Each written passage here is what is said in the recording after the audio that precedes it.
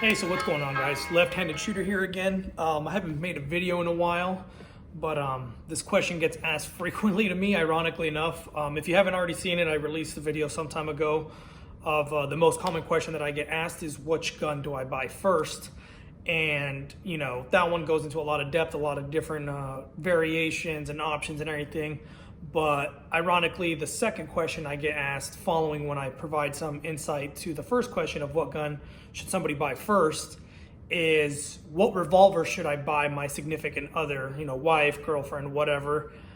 And I don't know why, but that question really bugs me, because a lot of the times the way the guys come up to me like, oh yeah, you know, I'm gonna get this really cool, awesome gun, and, you know, blah, blah, blah, blah, blah, and it's got this capacity, and I've heard this, and I've heard that, and, you know, just rambling off all the details and the specs of that gun and, you know, how awesome it is.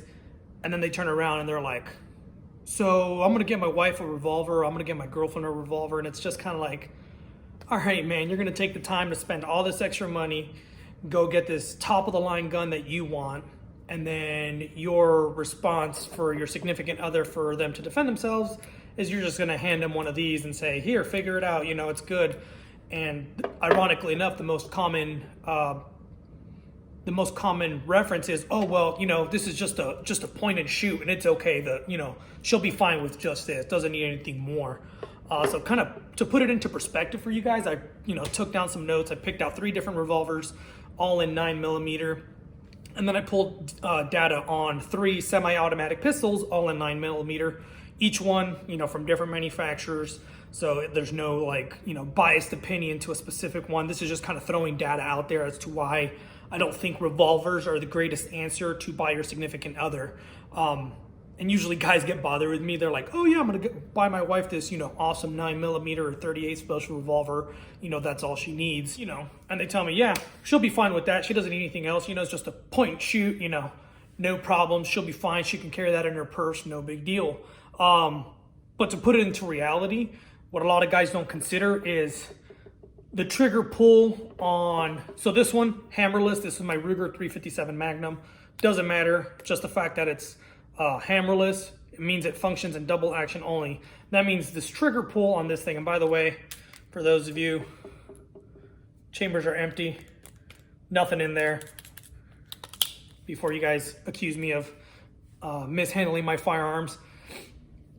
Hammerless, that means double action only. That means this trigger pull is going to be significantly greater. I don't know which one what it is on the 357 Magnum, but I pulled a Ruger LCR, which is the revolver for the 9mm, and that trigger pull in double action, because it's hammerless, 9.26 pounds. So you're looking over 9-pound trigger pull for your significant other to try and squeeze. Now, it may not seem like much to you. You're like, oh, 9 pounds, that's fine, I can handle it. I was like, but consider your significant other. She might not be able to pull that 9-pound trigger and still hit her target accurately. So now the responsibility falls back on you, of you equipping her with a gun that she's not 100% content with or comfortable with to shoot.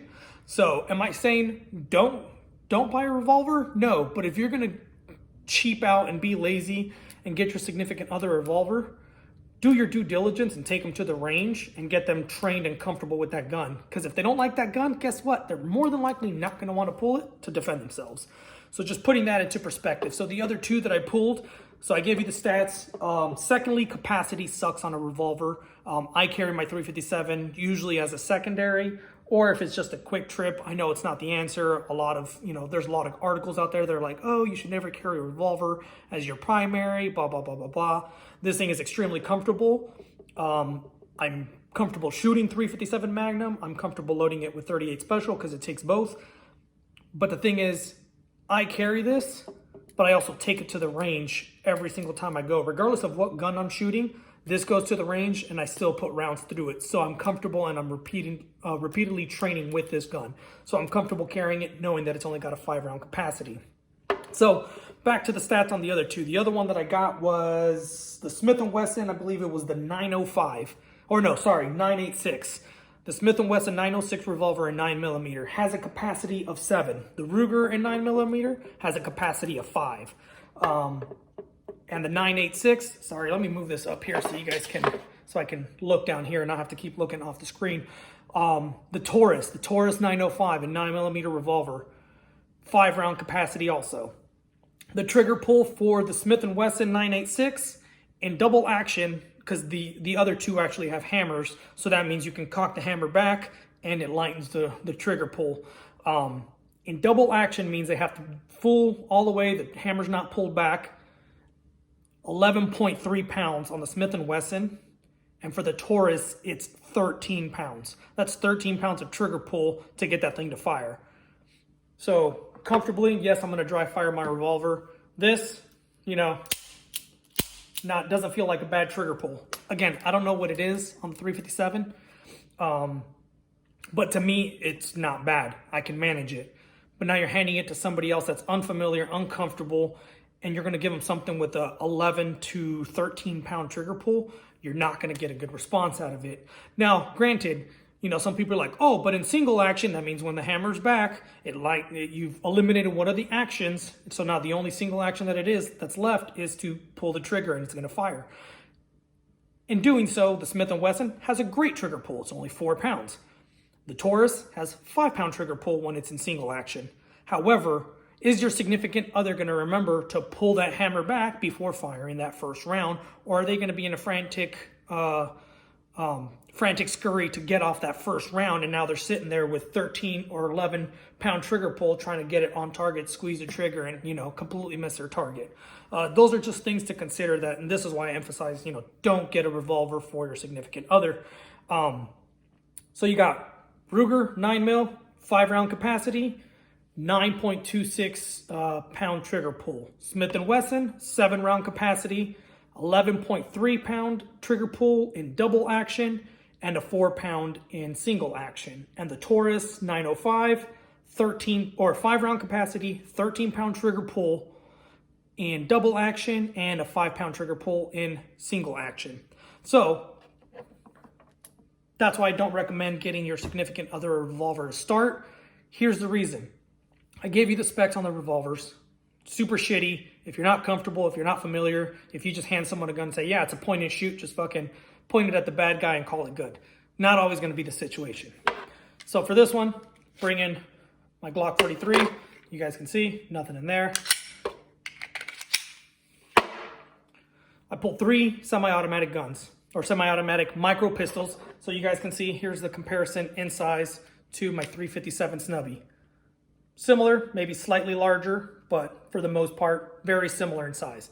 So that's why I was like, all right, you're getting a revolver, something compact, something small. Well, I'm gonna pull out the semi-automatics in 9mm, micro 9, you know, single stack, whatever you wanna call it. So I pulled the stats for the Glock 43, which is what you see here, Glock 43. So that one has a 5.5 pound trigger pull.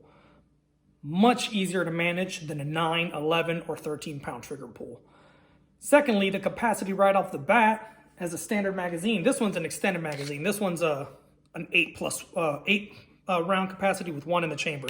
So you're sitting at 8+1. But the standard magazine on this thing is 6 rounds.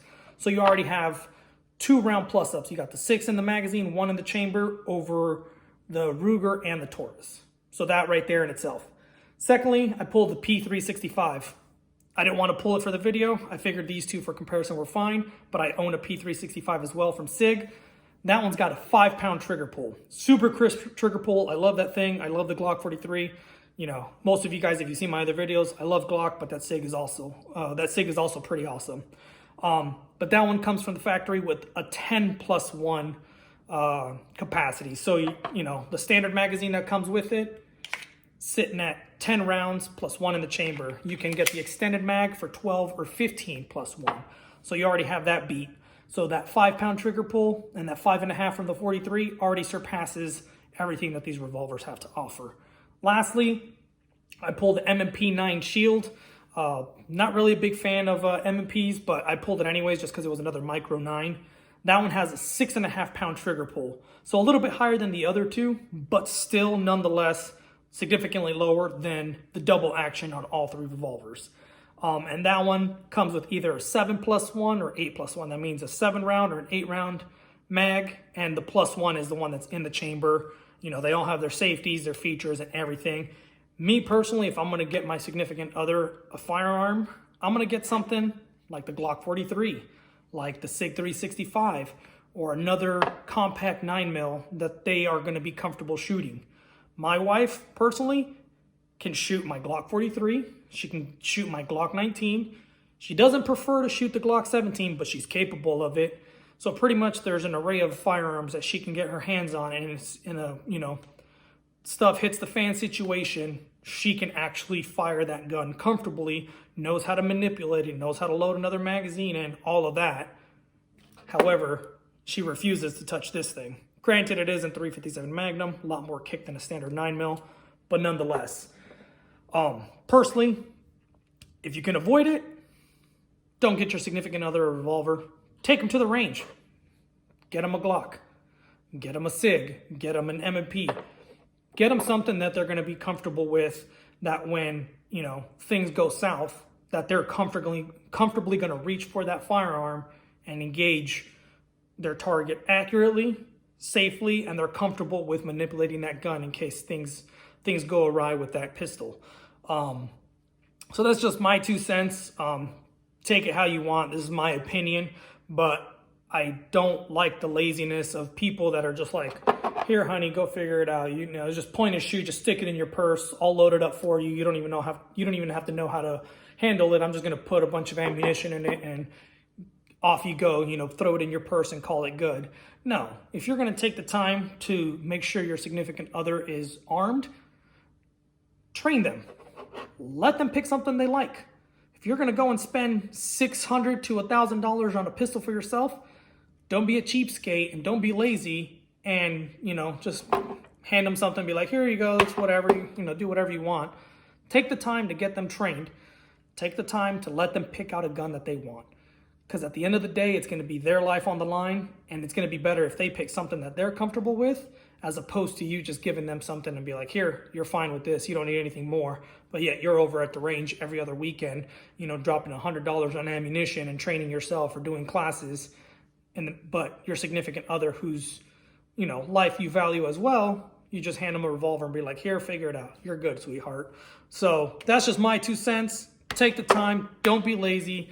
Take your significant other to the gun shop, to your local gun shop, and say, hey, let's try it a few different ones. Make recommendations, and then let her pick something out. Even if it's that, Robin's Egg Glock 43 or Glock 42 and 380 auto, she's like, oh, this one's really cute. Let her shoot the damn thing.